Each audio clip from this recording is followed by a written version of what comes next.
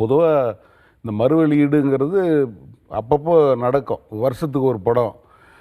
குறிப்பாக ஒரு படம் 3 வருஷம் 4 வருஷம் ஒரு வாட்டி திரும்ப திரும்ப ரீலீஸ் பண்ணுவாங்க. அவருடைய படங்களே இந்த ராகவேந்திரர், பாபா இந்த மாதிரி படங்கள்லாம் அவரே மீண்டும் அதை பண்ணியிருக்காங்க. அது மீண்டும் ரீரிலீஸ் ஆகியிருக்கு. ஆமாம், பாபா தான் இருக்கு ராகவேந்திர ராவில். மற்ற படங்கள் எல்லாம் அந்தந்த நிறுவனங்கள் வந்து பண்ணுவாங்க.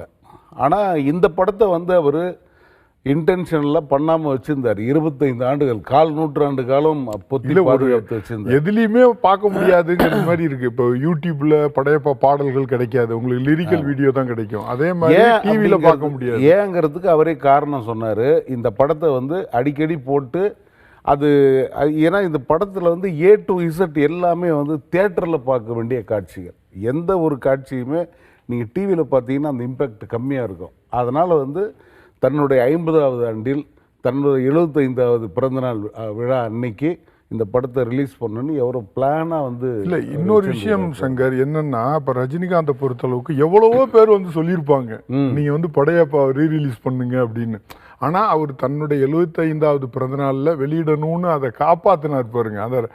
அதை ஒரு கட்டுப்பாடாக இருந்திருக்காரு அதில். இது எதுன்னா 2013 நினைக்கிறேன். 2013 நாங்களே வந்து அவர்கிட்ட ஒரு அப்ளிகேஷன் கொடுத்தோம்.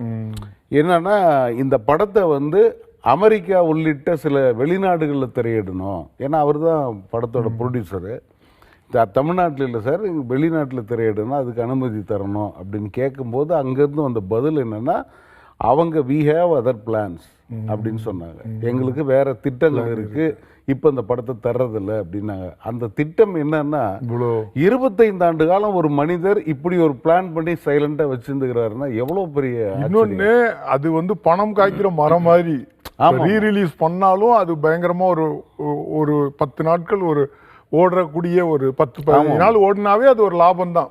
ஏன்னா இப்போ இருக்கிற சூழலில் 3 நாள் ஓடினாலே லாபம் தான். ஆமாம் ஆமாம்.